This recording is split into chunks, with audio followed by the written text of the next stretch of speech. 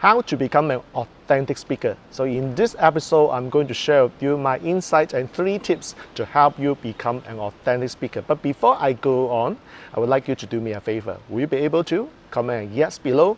That is, you will see a button at the bottom of this video that is subscribe. Click subscribe so that you would be one of my subscribers in the channel. And the reason why I asked you to do this, that is to help me to help other people to come to my channel to get these tips. And by the way, there's a bell button below, so if you can click the bell button as well, so you will get notified and as and when I upload every episode. All right, so in this video, how to become an authentic speaker. Now here's the problem. The problem is that most people have learned speakers training. I know some of my followers who are you may have gone through training programs. So just to name a few: Joe Bauer's training, okay, Blessinger's training, Alex Manosian's training, Jerry Roberts' training, or Andy Harrington's training. There's so many speakers training out there.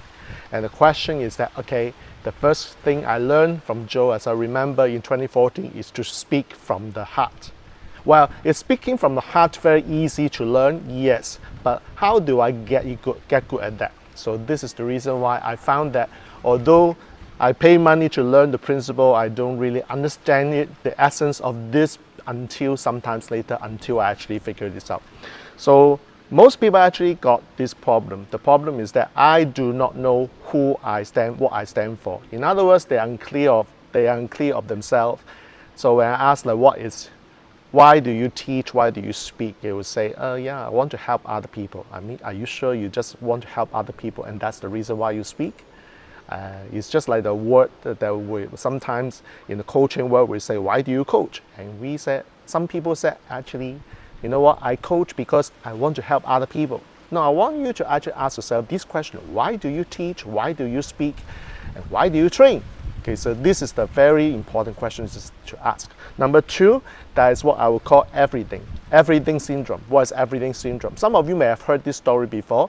I want to help everybody. The question is that there's so many people out there, and what if someone said no to you? How do you feel? Because I want to help everyone, because the world needs me. Say, hello, this is not the point. The point is that you got to help people who want to be helped. The question is that who are these people? Who are your target audiences? I spend a lot of time working with my clients to just figure this part out, and that typically requires like 4 hours deep dive just to find out what we call the avatar. So this is a bit advanced concept. I'm not going to explain this in detail. So just take note that everything or everyone means nothing and nobody. That's very important. Number 3, these trainings are primarily very much on skill based. In other words, I need to learn the 20 moves. I need to learn the templates to sell. I need to learn how to articulate in such a way that people will find me elegant and professional. And therefore, I would say that a lot of these trainings are skill driven, not so much about the the personal development driven program.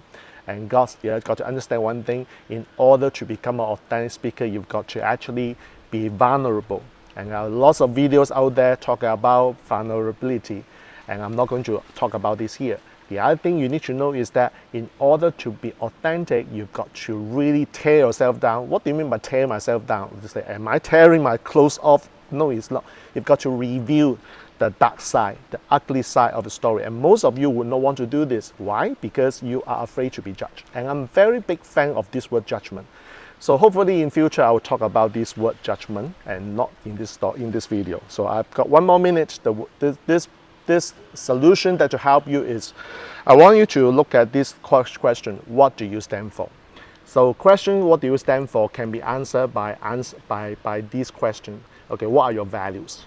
Now you may find that this exercise is mundane, like it's not necessary. I actually spend time working on my values. So a lot of my speech, presentation, message, coaching, consulting, even the things that I put on Facebook, on my social media aspect, are all based on my values. So with the foundation, the core values are built upon, I realized that my message becomes very clear and I'm very consistent with my message. So what is my value? integrity. A lot of people talk about integrity. So my definition is something that says that I do not like to see holes. I like not to have any crack. So my job is to actually see the crack, fill the crack. That's my definition of integrity. The other thing is about my high standard. What is high standard? That is actually my definition of ethics, because I'm not here passing judgment on anybody, because I don't have the right to judge you. I do not have the right to actually say that you are not ethical. I learned this from my coach Jay Johnson in 2016 about the actual definition of ethics. So I set my own standards. All I need to do is to ask myself every single day, am I living my own standard? Have I exceeded my standard? Do I need to actually lift my standard to another level through my constant learning and development of myself? So there is another value. The third value, something that you do not believe, that is, I will tell the truth. Because some of you who know me very well, some of you don't, that's okay. I may seem to be a nice person in this video, but I'm actually a bastard. So in my world, it's all about no bullshit, tell the truth.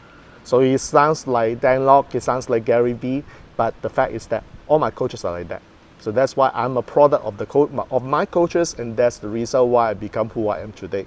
Some of you don't like me to coach you, some of you don't like me to mentor you because of this particular reason. Got it?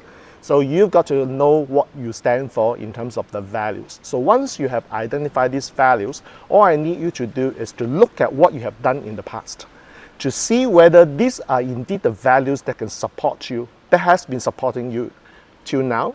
And then ask yourself, are you going to be guided by these values for the next 3 years, 5 years? Because your values might change as you reach a particular age group. So let's say you are 30 right now, you reach 40, your values may change. When you hit 50 from 40, your values may change.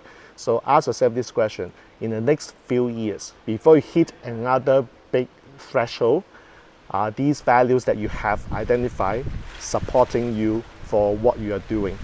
And now you ask me, why do you need all this shit? Why do I need to ask all these value questions? Because the market can only accept you what you stand for.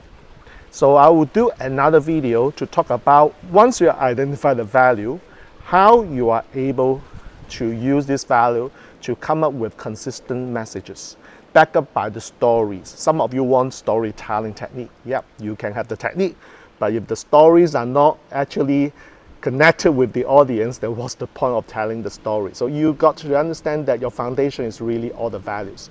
And by the way, the market can only remember one thing, which is called the power of one.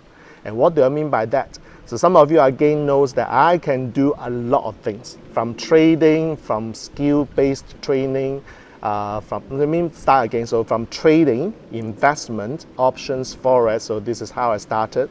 Taxation, international tax. Well, I can go on. I'm not going to overwhelm you, but I do know a lot of things. I can train a lot of topics. But the thing is this, the market will not understand who I am, because jack of all trades means master of none. How many of you can relate to this? Comment below.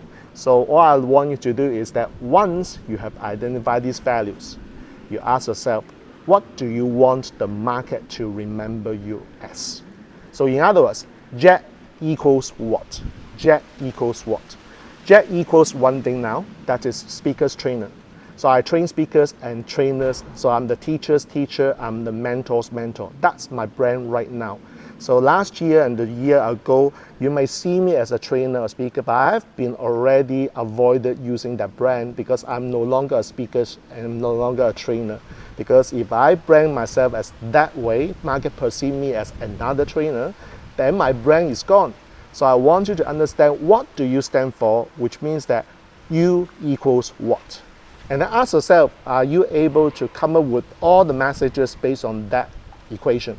Once you are able to do that, and guess what? The market will start noticing you, and sometimes you realize that the reason why I am able to, whenever I talk about speaking and training, teach speakers and trainers something, my post feedback will be like 500 until Facebook actually banned me from private messaging anyone. So right now, while I'm doing this video, Facebook actually banned me from private messaging my students.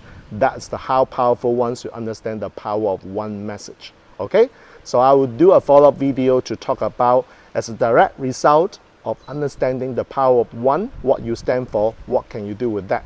Okay, so hope they enjoyed this 10 minutes video, and if you like what I said, just search around. I have still other training videos related to this topic, and I've got other videos, of course, on speakers and trainers for you to watch. All right, so thank you very much.